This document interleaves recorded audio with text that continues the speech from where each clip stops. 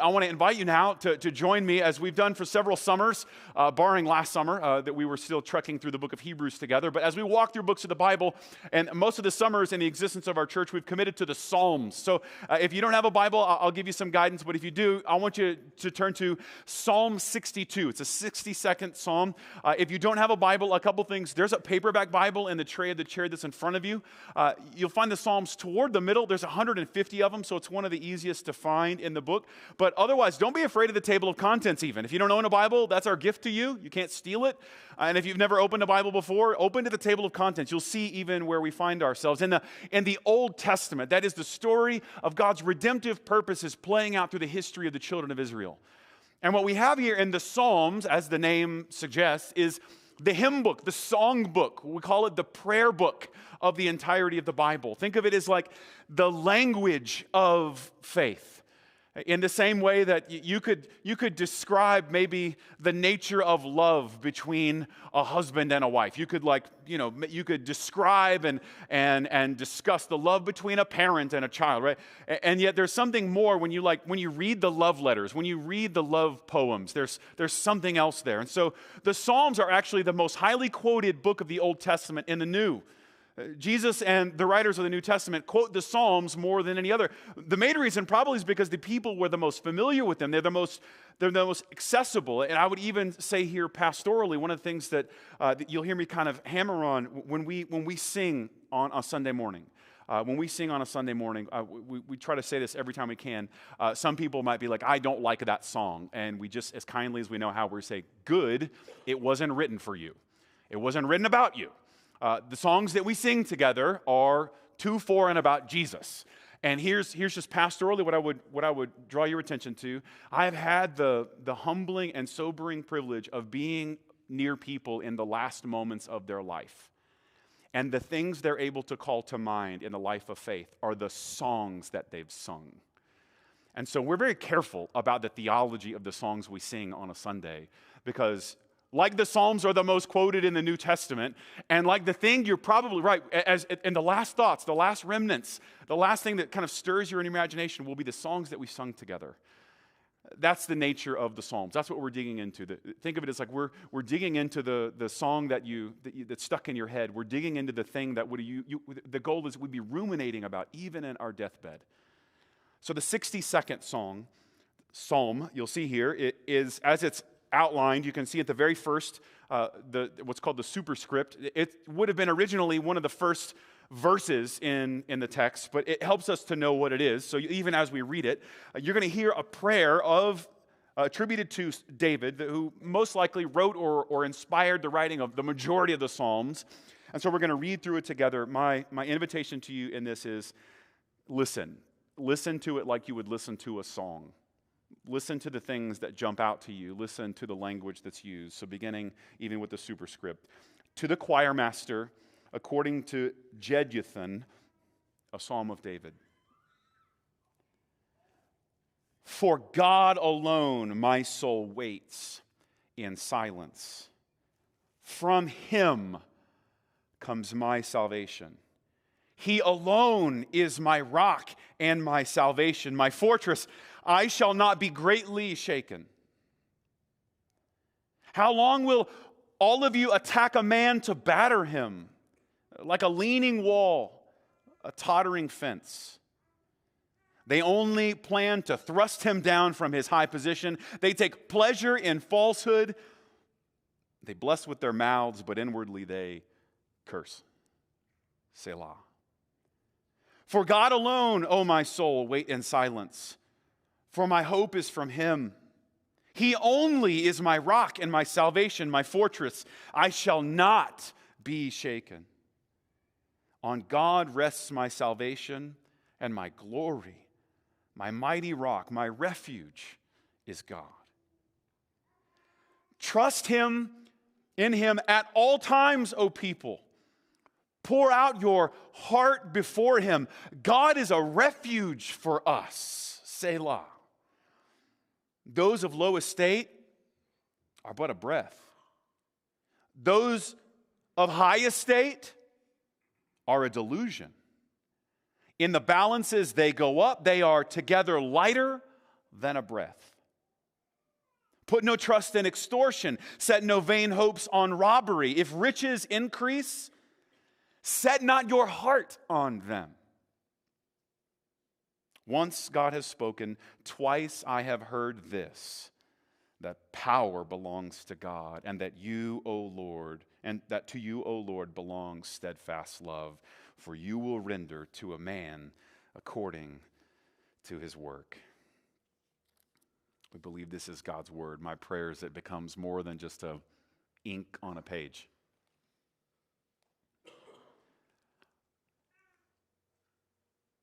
A few years ago, I was on a flight. I don't travel very often, and so when I do, it tends to stir up real memories for me. And I was in the middle of the flight, blessed with an aisle seat, so halfway through the flight, somewhere over the middle of the country, I got up to go to the restroom. And it was in a moment where we were experiencing a little bit of turbulence, right? The captain had turned on the fasten your seatbelt signs as to say, like, please don't just be wandering around, but it wasn't the full-blown, like, sit down, don't go anywhere, right?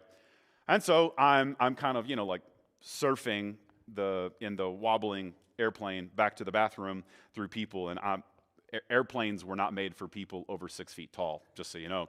So I'm just trying not to like hit people on the way, just kind of surfing along.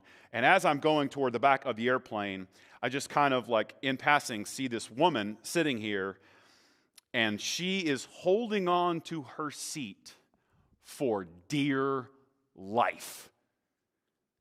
You can picture this woman, fairly well put together, but in that moment, her eyes were closed, and you could just tell by her face it was wrought with fear and anxiety. And even though we're shaking along here, as I'm walking by in a shake, she grips it tighter. You can just see her arms and hands just clenched over these armrests, holding on for dear life. And it wasn't dangerous turbulence. It was just uncomfortable turbulence. And without even thinking about it, she reached down and gripped the armrest, knuckles white, gripping harder as the plane bumped. And she's holding on, right, like the way a drowning person would hold on to a life raft. And here's what's true. It was as if she was thinking like that she was holding up the plane by her grip.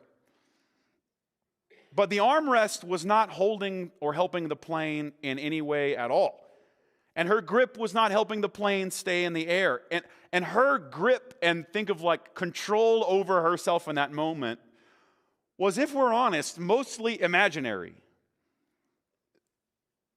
The wings were not bolted to her hand, right? The fuselage was not held together by the tightness of her grip. But here's what has stuck with me about that moment that has been so helpful. Fear makes us cling tightly to whatever's closest.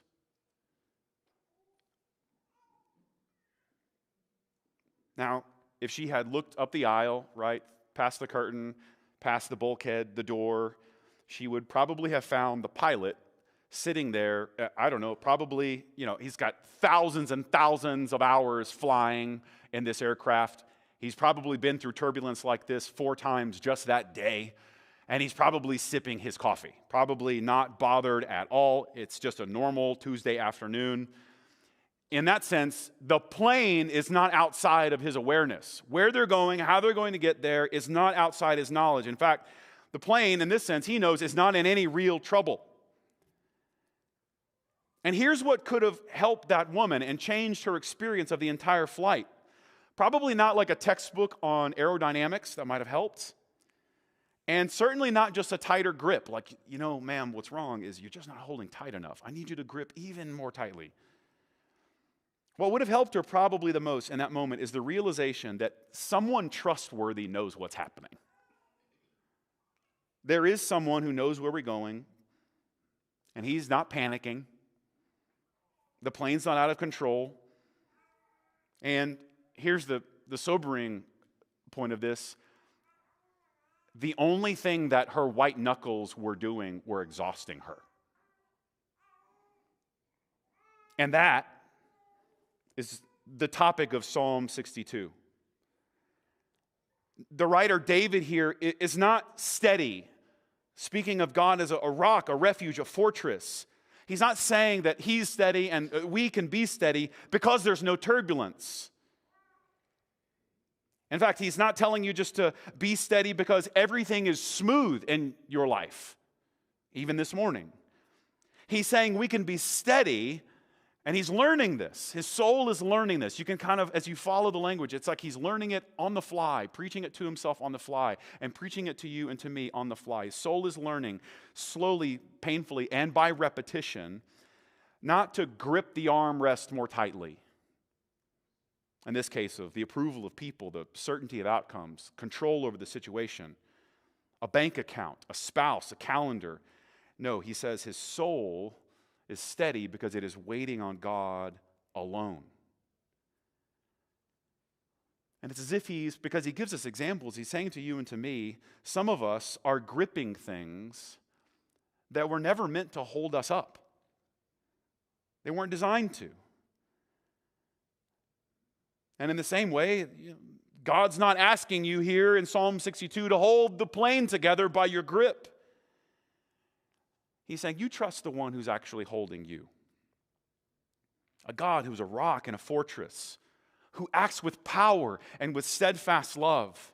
People will disappoint us, even turn on us, he tells us. And yet we can tell these things to God. We can go to God. We can submit and trust in God in these situations, in the turbulence, in the shaking, the greatly shaking that he describes. And people and treasure cannot hold us, but there is a God who acts justly and righteously with both power and with steadfast love. The theme of this psalm is that God alone is your true refuge. And for us then, the greater David, the greater psalmist, the greater king, Jesus Christ, crucified, risen, and now reigning over every single atom in the universe. That refuge, that fortress, is open wide to you and to me. He's saying, stop gripping the armrest. You can rest your whole weight on him.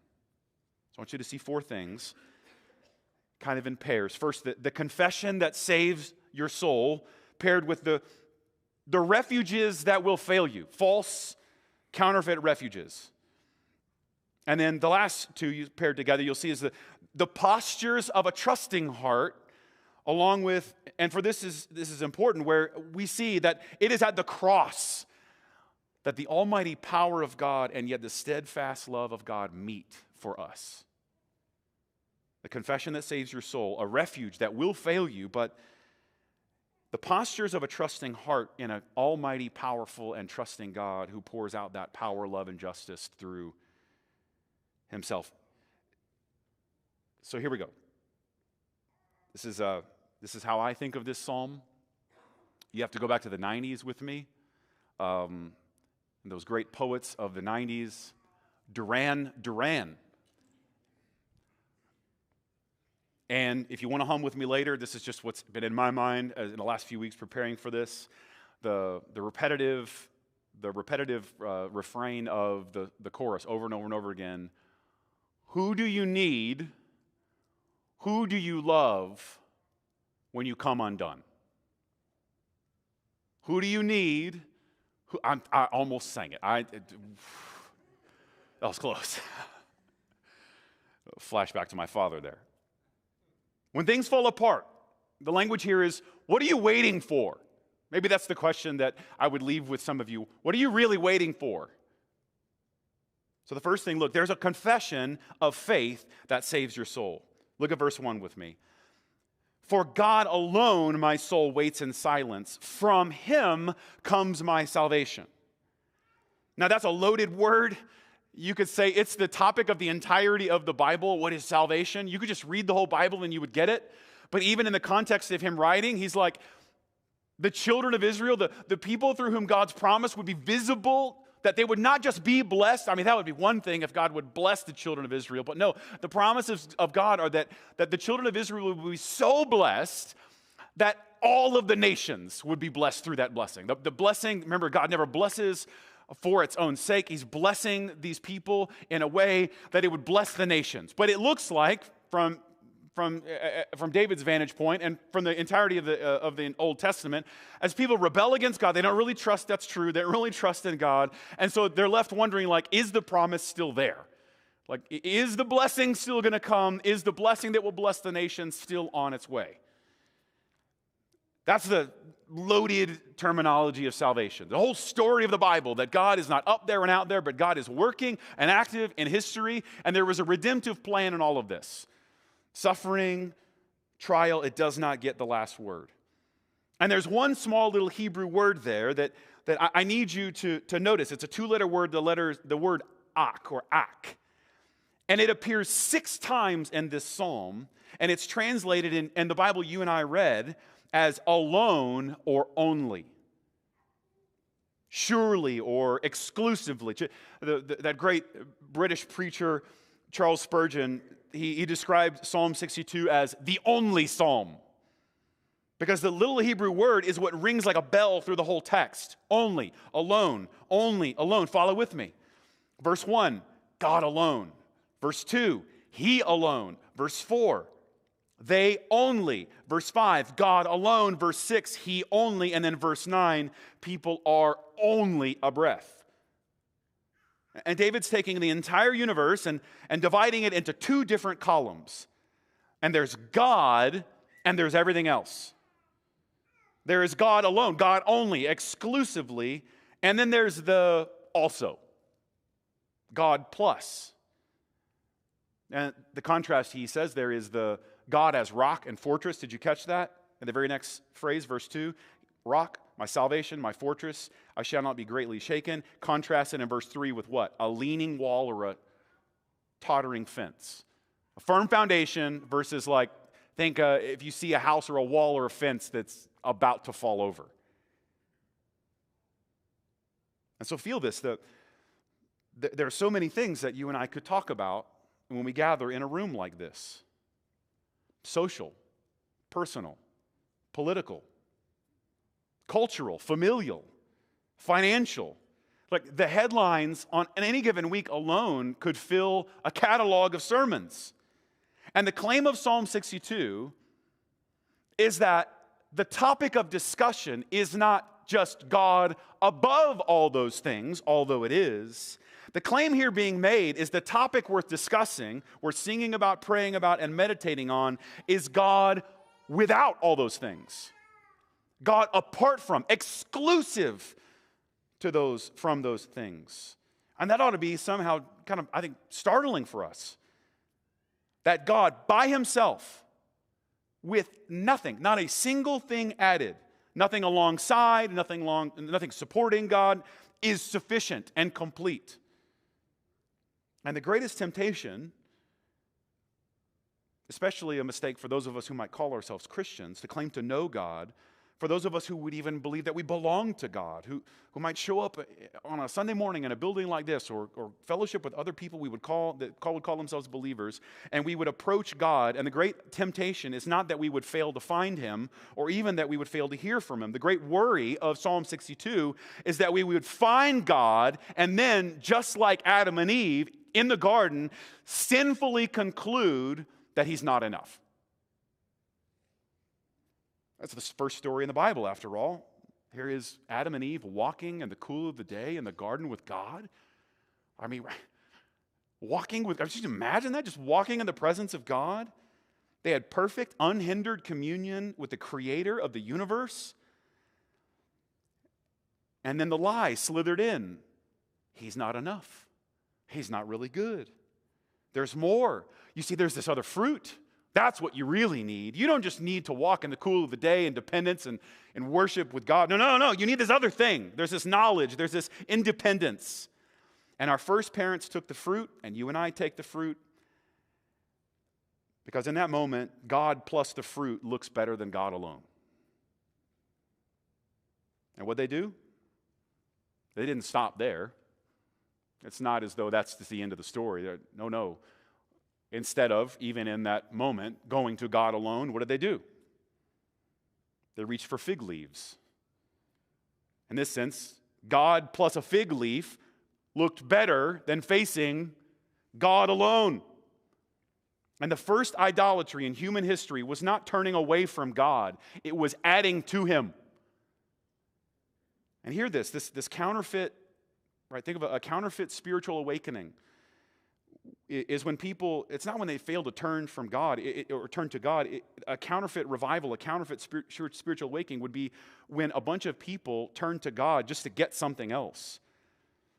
God plus that thing. God plus happiness. God plus a better marriage. God plus better politics or political upheaval or political victory. God plus more success. God plus better feelings about yourself. God plus an absence of suffering. And you hear it? It's like God and. I want God and. Not God alone. God's all I need. We want God because of what we think God can do for us. And notice what he's saying here. That's not faith. And for the Christian, that's not Christianity. That's just consumerism with a Christian label. And the writer of Psalm 62 grabs us by the collar and says, no, God alone. God by himself. God without and apart from anything else. Look at the difference then between trusting God and God alone.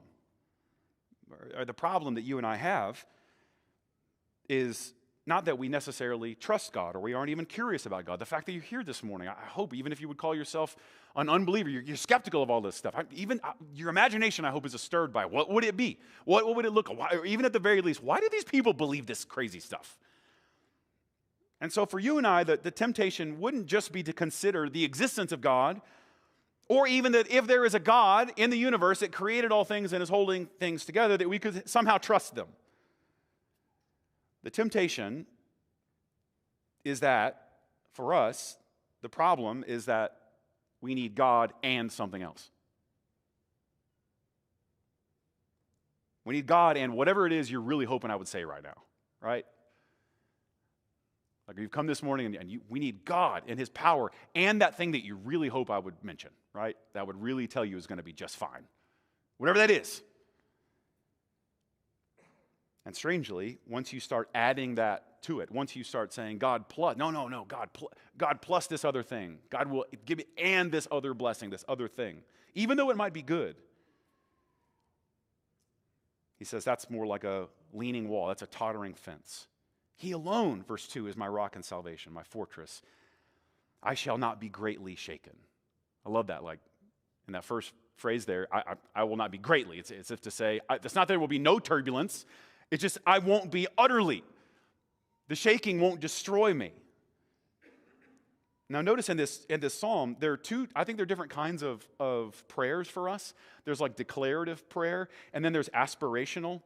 Notice he turns at each of these different sections to a different audience. He's speaking to someone different. He starts by just kind of declaring it generally. And then in verse 3, it's as if in the psalm, now he's writing a song to his enemies and then back to himself. He starting in verse 5, he starts writing the psalm. It's like we would say this, he's preaching to himself.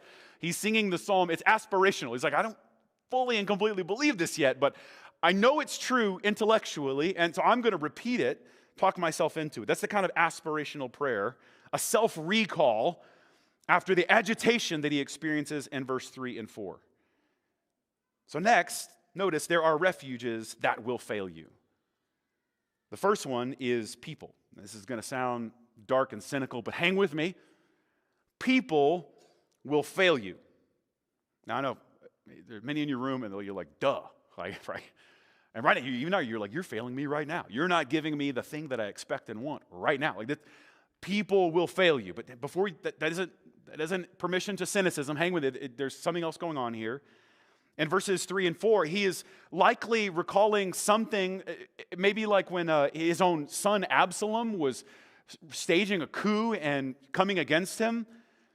How long will you attack a man to batter him like a leaning wall, a tottering fence, as if to say that like when those people have power, they're using it against them? They only plan to thrust him down from his high position. They take pleasure in falsehood. They bless with their mouths, but inwardly they curse. You get this idea that this is deeply intimate and personal. This is someone from whom he evidently had received a blessing, right? You know, this is someone whom at certain points, like, oh man, I imagine someone blessing you in some way, and you in gratitude were like, man, that was timely and helpful. Thank God, thank you, right?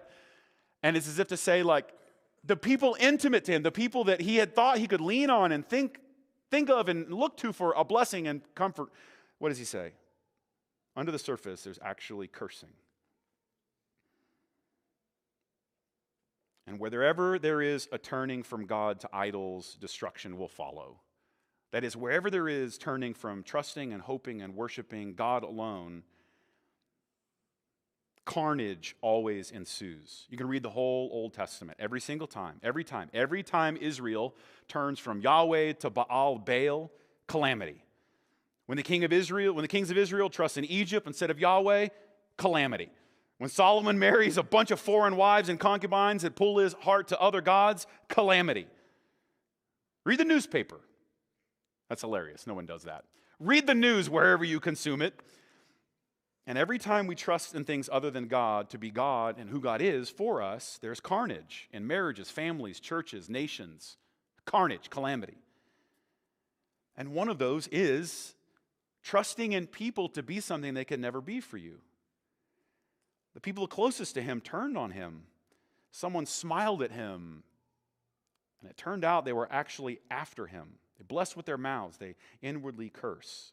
It's like getting a text from, hey, praying for you, just praying for you this week, from the person that you come to find out they were actually like slandering you to everyone for the last 6 months. Intimate, hurt. And so, some of you know exactly what David's talking about. I would argue if you're alive, you know what it is to be disappointed by people. And how painful and destructive disappointment is when it's from the people that you were meant to, even by God's design, depend on. But even skip to verse 9. He kind of adds more to it. Those of low estate are but a breath, and those of high estate are but a delusion.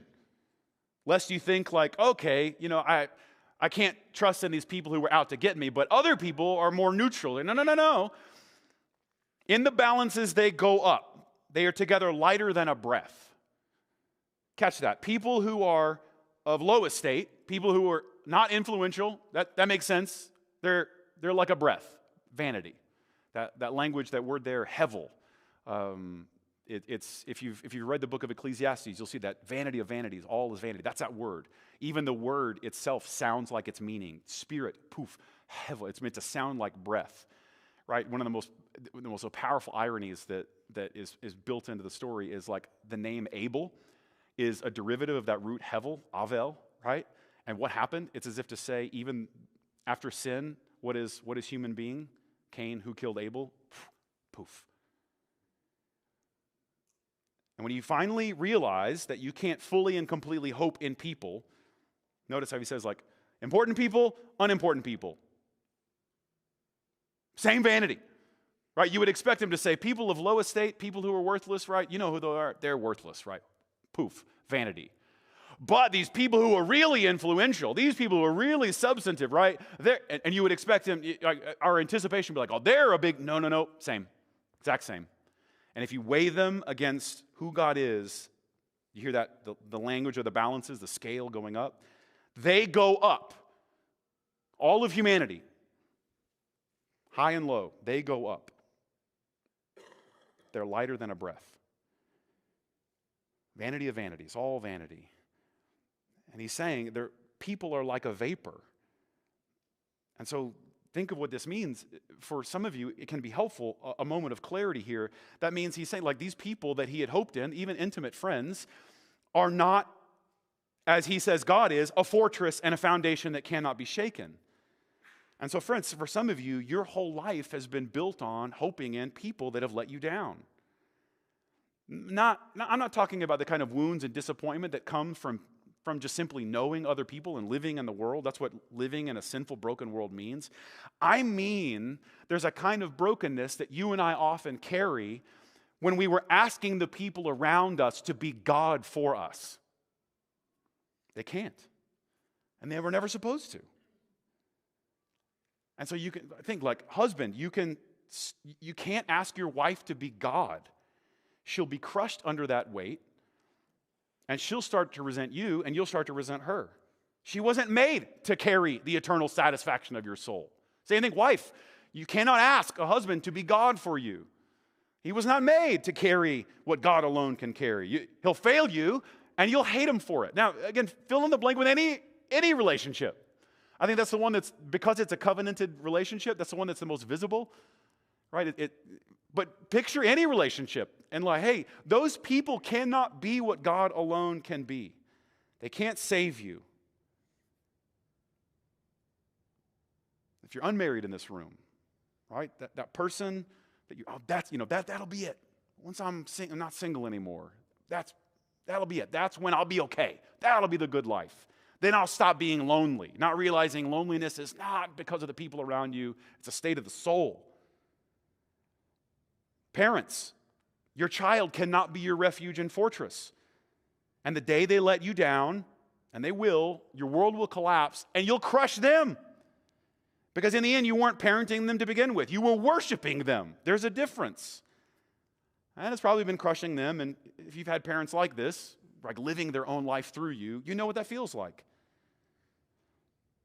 I heard one person, I'm paraphrasing it, that like ultimately you and I don't have what it takes to keep each other afloat. You can't keep my happiness gauge on full. And in fact, the day you start to pull that off, you become an idol to me or to a person. So here's what I can tell some of you. That means you can let the people in your life off the hook. You can let the people in your life, you can give them the freedom to just be people. Think of it this way, worship God, love people. Right? Worship, trust in, hope in, rest in, find refuge in God. And then just love people. And you'll come to find out that's actually not, that's not bad for you, right? I know if you're thinking like, what do you mean? Aren't I supposed to love these people with all the, with all this, the care? Like, careful, hang on. You are actually better at loving the people around you when you stop worshiping them. You are actually free to love them for what they are. You can hear criticism from them. You can collaborate. You can have teamwork with them. You can show patience to them. When they stop needing to, like when you stop needing them to be God, then they can just be God's creation. And there's this strange, it's a strange irony. Like, I am a better husband and father when I love Jesus more than my wife and children. In fact, when I love Jesus fully and completely, he sets me free to be all that he's intended to me to be in those settings. There's the first one. People are meant to be in the rightful place. Don't hope in them. Don't trust in them. You can love them, trust in God. The other false refuge, did you catch it? Money. Now notice he says, put no trust in different kinds of money. While the people that maybe go up or down, right? Great people, not great people, don't set your heart on them. But verse 10, then put no trust in extortion. Put no vain hopes on robbery. Now stop right there. It's as if to say,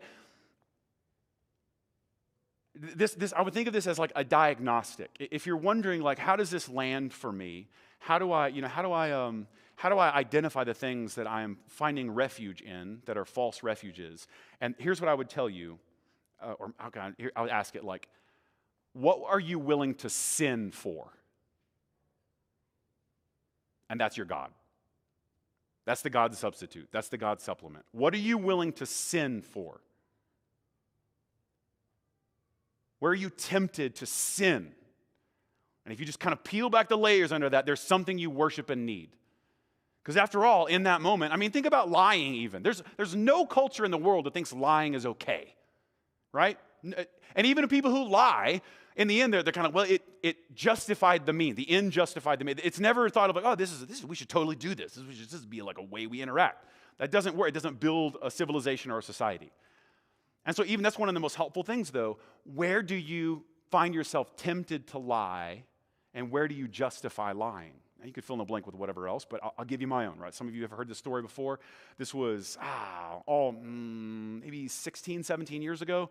I went to the grocery store, and it was about this season, and I was in the grocery store, and I was just going to get some oranges, and so I'm just looking at some oranges, and I grabbed some oranges, and I put them in the bag, and I don't know, I was at orange 2 or 3, and this man, and I praise God for this man. This is the kind of, the guy who just comes to talk to strangers, right? That's this guy. And he just walks up to me and goes like, you know what those oranges are, right? I'm like, yeah. And he goes, they're the Cara oranges, right? And if you know oranges, you know what's about to happen, right? He's like, they're the Cara oranges. Do you like those? And I'm like, yeah. Like, do you know what those are? And I was like, yeah. And then he goes, they're the ones that have like the pink or purple flesh inside of it. Now, I want you to know something. I did not know that. I had no idea. I'm sorry. I don't know. I didn't know, okay? And in that moment, he was like, do you know that? Are you familiar with that? And I want to be very clear. I don't know this man. I'm annoyed. I don't even like this man. I'm annoyed by this man. I don't need his approval. I don't need to impress him. This man means nothing to me. This man has zero meaning to me. And I straight up lied to him. I just go like, yeah, oh yeah, oh yeah, and then walked off, and then was like, what just happened? And again, if you just invite the same kind of introspection for you, like, why did I lie? Because I didn't want him to think I was stupid. I wanted to sound smart. Do you hear it? Like, do you hear the God substitute? Do you hear the salvation substitute, the God supplement under it? And so, friend, where do you find yourself tempted to sin? And don't just settle for like feeling bad about that sin. Stop for a moment and go like, oh, there's actually probably something underneath. The other thing I would add to is, where do you justify sin? Where do you justify it? Hear me very clearly. Justification for sin and sinners is by God's grace alone, through faith alone, in Christ alone. That's the only thing that justifies us. Wherever you or someone else is justifying sin, there's a God substitute on display.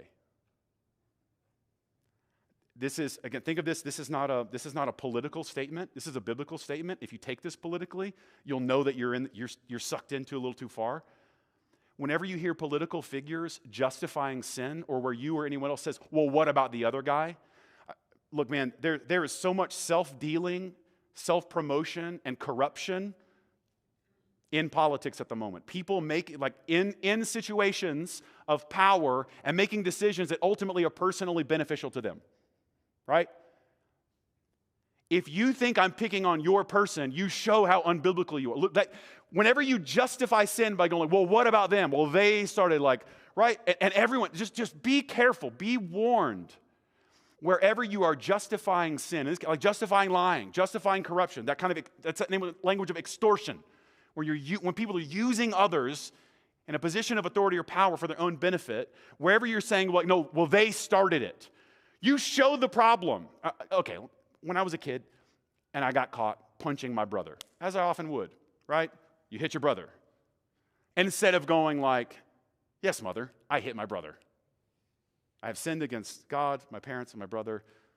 Thank God for his grace. I confess, right? No, what did I do? He started it. He hit me first. And notice, what am I doing? In that moment, I am what? Justifying it. And any moment where there's a justification of sin, where it's okay to extort, it's okay to steal, it's okay, right? Notice, he's saying there's something on display. There's a God substitute there. So just be careful. Wherever instead of confessing and repenting of sin to experience God's grace, you justify sin in yourself or in someone else, just be careful. God in his mercy is bringing to light a God substitute, a God supplement. Now, that's where you'll be like, cool, yeah, okay, no extortion, no robbery.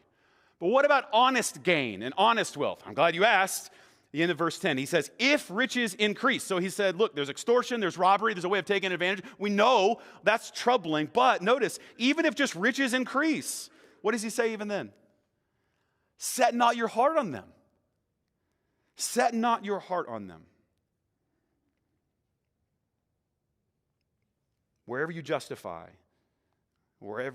sin, wherever you are tempted to sin, but also wherever you are tempted to hope and rest. I love that. What a powerful phrase to say. Set your heart on something. Right? It's obviously not talking about our cardiovascular health here. He's talking about our sense of, wherever you place your sense of being. Like that's the good life. That's what makes it okay. That's how I know I'll get through the day. He's saying, beware, that is a way of supplementing and substituting. But notice the postures of the heart here before we wrap up. The first one that will be a challenge to all of us in verse 5 is the posture of silence. At the very beginning, my soul waits in silence. And in verse 5, for God alone, O my soul, wait in silence, for my hope is from him. Here's the challenge for many of us. For some of you, you have never once been quiet before God a day in your life. And let this part of the psalm challenge you and me, that we would assume the postures of a trusting heart. If your prayer life is only you talking, telling God your list, telling God what you want him to do, man, there's a place for that. We are commanded to do so. And yet, there's also a place where the only thing your soul needs to do is shut up. That's it. Right? Think of the fire on Mount Horeb. After the earthquake and the wind, it came in silence. The sound of sheer silence is where God speaks. I hope you would join me in even just practically thinking, like, what would it look like to shut up the things in my life, make them quiet enough that I could actually hear from God?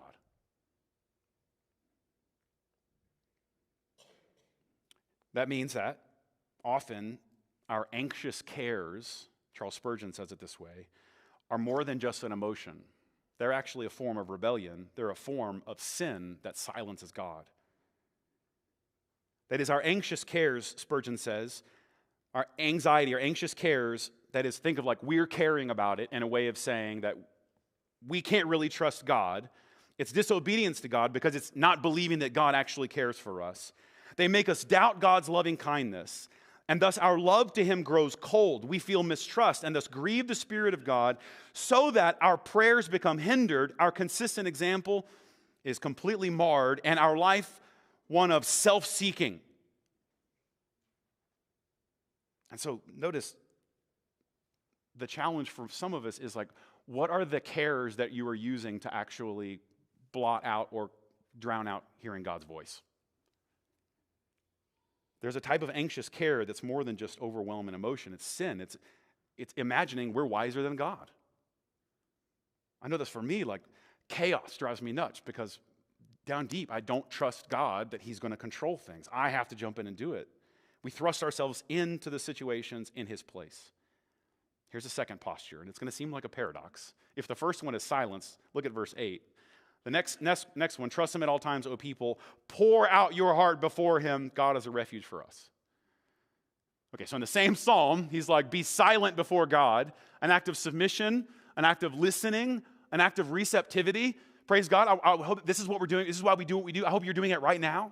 There's even in the posture that we're in right now, in the moment where again, take our personalities out of this. Take me as my personality and yours out of it. Just look at the practice and the structure of someone and a gathering of people opening up God's word and us sitting silently. Think of that is actually an act of worship. It is a posture of adoration and trust to say, right, God, I want to hear from you. But there's also another thing. We sang a moment ago. We're praying together. We pour out. We tell God and others the truth. There's a time for silence, but for some of you, it's also, hey, there's a time to declare, to say what is true. First to God. I would just encourage you, there is nothing that you can say to God that God does not already know. There's a declaring to God that's not informing God. In fact, it's an agreeing with God. It's just saying, like, God, I've noticed this. And God's like, yeah, I know, the whole time. And here's what I want some of you to know, man, like, God can handle your anger. God can handle your frustration. He knows you're disappointed. You can tell God this. In fact, that's the beauty of God. God is not like us. We pour out our frustration to people and they take it personal. It doesn't go well, but like God is not like us. And you can go to God and say, man, I don't like this. You'll even see some of the Psalms like, I want you to kill those people. Now here's the catch. In those calling out to God, it's important to make sure there is a difference. Like for some of us that maybe want to cry out to God our demands, there's a way to ask God for justice that's actually trusts him, right? You can see this in the other Psalms. God, destroy my enemy. But ultimately, the hardest prayer in the Bible, the prayer of Jesus, your will be done. And he's saying you can call out to him and it can be an act of trust. There's a difference, though, when you call out to God and you demand it. You're saying, God, I will only trust you if, and whatever you say on the other end of that if is your God. That's the thing you actually trust. If you fix this, if you give me this, if you punish them, if you vindicate me, if you, right? So lastly, notice the beauty of his comfort at the end, verse 11 and 12. Once God has spoken, twice I've heard this, right? You hear the language of repetition. It's as if to say, like, I already know this, I've already heard this, you've already heard this, you already know this, and yet there's something powerful. It bears repeating. It's as if to say, like, I'm not going to repeat this because I've never heard it. I'm going to repeat this because I doubt it. I'm going to repeat this because it hasn't really sunk deeply for me. It hasn't actually transformed my own life. And so it's as if he's giving a precursor. I've already heard it, you've already heard it, but just listen with me because we need to hear it again. Power belongs to God. And that to you, O Lord, belongs steadfast love, for you will render to a man according to his work. Now notice that render to a man according to his work is as if to say, I trust God with justice. I actually believe that God is more angry about injustice than me. In fact, he sees it more perfectly. But notice this powerful character of God. I want to call it the calling card of God. It's like the signature of God. Did you catch it? It is power. It is almighty power, and yet at the same time, steadfast love. After all, a God whose only power, same way with a person whose only power. It's terrifying. Like what? That's why we're so skeptical of people with power and influence. Because we question their love. And a God of only power would obliterate us, would destroy us, would incinerate, we would cease to exist. On the other hand, a God who is only love, same as a person who's only love, who has no power, is like, that feels good, but you can't help me, right? Like, isn't this sad? Aren't you, oh, thank you, that makes me feel better. Can you fix this? No. Okay, well, and a God who's only love. A God who's only, right, has love and compassion, but doesn't have the power to do anything, is weak, is feckless. And notice the calling card of God, that it gets it. It's worth repeating. I've heard it once, you've heard it twice, as if to say, let's do it a third time. A third time's the charm. There is a God with almighty power, and that same God is marked by steadfast love. And the justice, that is the outcome of all things in the world, is in his hands. Now that ought to stir us because we know the great mystery of history. That never ever was there more powerfully displayed power and compassion than at the cross. Never more was the power of God on display to endure with silence. St. Augustine says that this psalm was ultimately about Jesus because he was the one who experienced silence. Not just in his silence like a lamb before shearers, but silence when he cried out to God, God, why have you forsaken me? He is the one who has endured silence so that you and I never would. And if you look at the cross, right, just think about that for just a moment. Think about the injustice in the world and the deep inclination inside of us to say someone must pay, right? Someone must pay. And you know what happens even when someone does pay. It's like it's not enough because it doesn't reverse or replace. It's as if to say there is nowhere in all of history where the demands someone must pay are more powerfully visible than at the cross. It's that the God of the universe goes like, all of my power here. Power. Boom. Paid. And here's the miracle of the cross. That all of the power and the wrath and the justice of God was poured out for all the sins that you and I, all the way from back to Adam and to Eve, to all the sins that you and all the wrath of God that our sins rightly deserved. And it's powerfully poured out. But here's the miracle. In the steadfast love of God, it was poured on Jesus and not on sinners. you see the calling card? Do you see that, like, you know when you have hope, you know you have, rather than a tattering or a tottering wall or a leaning wall, you know you have a fortress, a rock, like, right? Think of a rock. When you hide behind a rock, you're as if to say, like, the rock's going to do my fighting, not me, right? I'm going to hide behind the rock's going to take the bullets, not me. And you know you see the calling card of God when you see the power of God on display, and yet it is an act of steadfast love to his people. 2 Corinthians 4 says it this way, that we have seen the glory of God in the face of Jesus Christ. Remember that bathroom break on the airline in the middle of the turbulence? With that woman holding on to the plane and holding on for dear life, it was just exhausting her. Made her feel good in the moment. But what that woman really needed, what she really would have benefited from, is kind of impossible. What would have really benefited her is if, like, that pilot with the thousands and thousands of flight hours had left the cockpit, come back, way back. We're out fairly far back in the airplane at this point, right? I don't sit up in the front very often. Every once in a while, you never know. Wealth is fleeting. It's vapor, right? So what that woman really needed in that moment is if the captain would have come all the way back and, like, sat down next to her and just explained, hey, I've done this before. You're in good hands. I'm going to get you where we're supposed to go. You can loosen your grip on the armrest. I've got this. I'm aware of the situation. I know what's needed, and I know how to get us through it. Now, that's a problem because, by definition, for all that to be true, we need the captain to stay up there and do all that. But do you see it? Do you see the mystery of God in the gospel?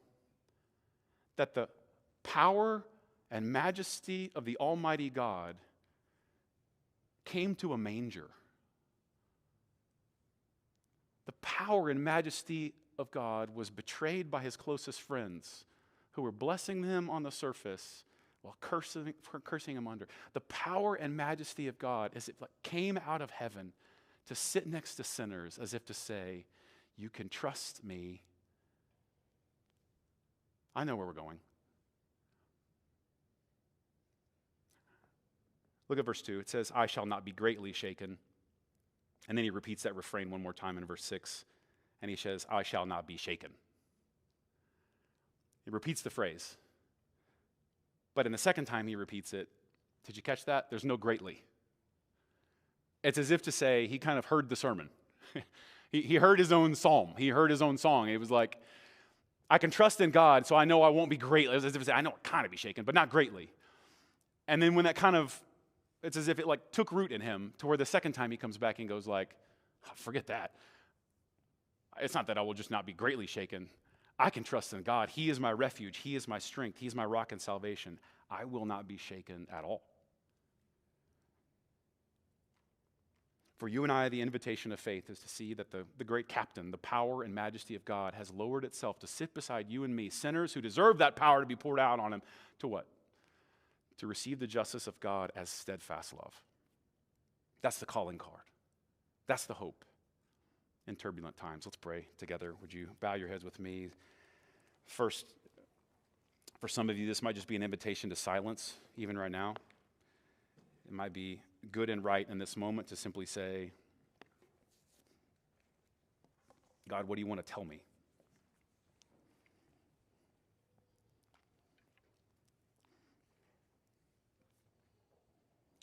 What am I tuning out? Where am I intentionally medicating or distracting myself?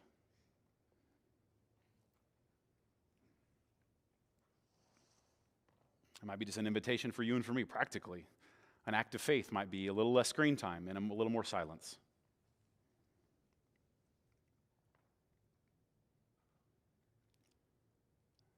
But the invitation also for some of us might be to pour out.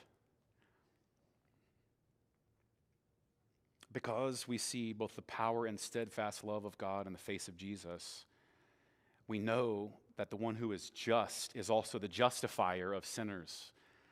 And so I pray, even in an act of faith, would you declare what's true to God? Confess unbelief, confess doubt, confess worry, confessed anxiety. Admit it. He already knows. Tell him the things that you hope no one else finds out about you.